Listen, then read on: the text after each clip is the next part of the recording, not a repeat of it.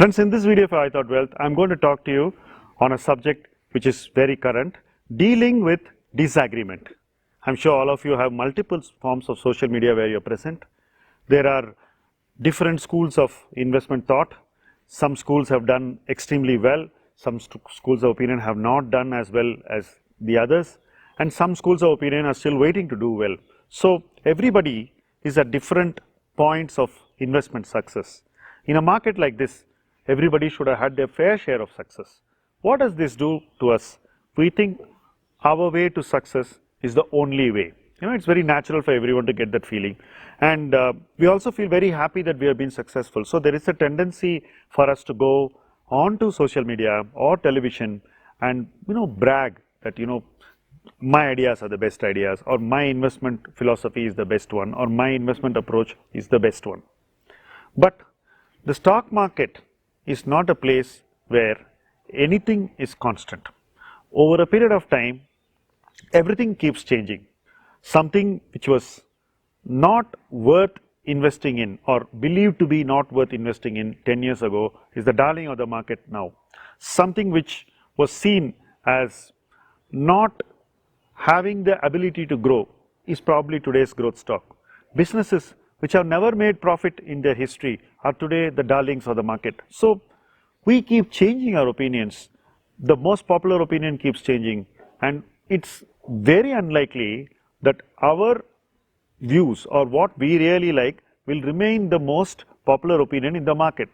So we will always be a disagreement with what is most popular in the stock market. Now, how do you deal with this? The main area which I believe is a problem lies in expressing our disagreement. I had this conversation with a lot of friends on one company for a very long period of time, and that's Yes Bank. I had a very negative view on Yes Bank. But the way I would express my opinion would be satirical or strong. Most friends would not agree with that opinion, and instead of going into the merits of the opinion, they would try to take offense to the way I express my opinion. So this is one way of disagreement. Some friends who have been heavily invested in the stock, with whom I have had constant conversations privately, would always seek me out, know my opinion, but still say, no, I think you are wrong. I believe this can be a great company. But these are more honest people. When things go wrong, they will come back to have that same conversation, right? They will not feel shy because they know that the opinion expressed is not about them, it's about safety of their investment. That maturity leads to a better conversation always, even when there is constant disagreement.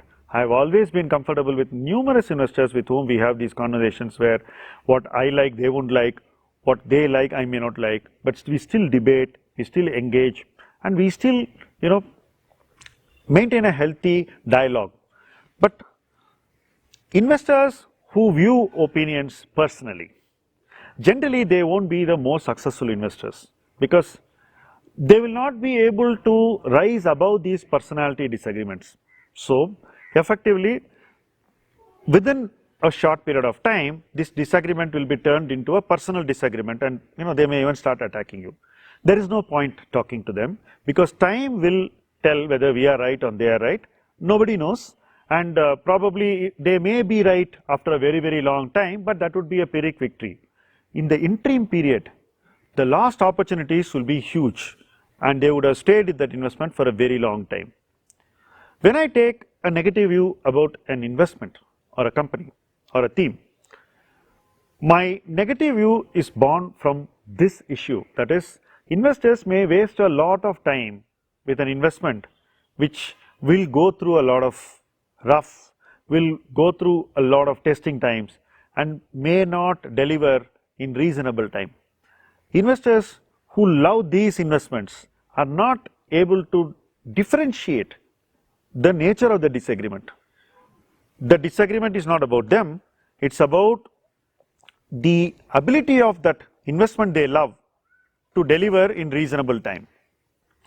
Dealing with that disagreement, as an opinion, calls for maturity. As an investor, I believe that we should only deal with those who have that maturity. With others, it doesn't matter. You don't have to agree with them. You don't have to disagree with them. You don't have to be popular with them. You don't even have to be unpopular with them. All you need to do is stay away. And time can be the best judge. I also see a healthy benefit from disagreement. There are a lot of people whom we have disagreed with. We have become the best of friends after a while, because once the issue is resolved, we know that the disagreement played out in a certain way, and that's it. It's like playing a match and then shaking hands and then going home, and the next time you meet as friends, right? That sportive spirit is very, very important to disagreements and how we deal with disagreements in the investment world. You all know that sportive spirit is very low today, and we have to keep away from being too opinionated, and we have to just express our opinions only to people with whom we can engage sportively. If somebody is unsportive, we cannot talk to them. Lastly, there is one set of disagreement which we will never deal with, where the disagreements are not intellectual, they are not based on opinions, they are personal.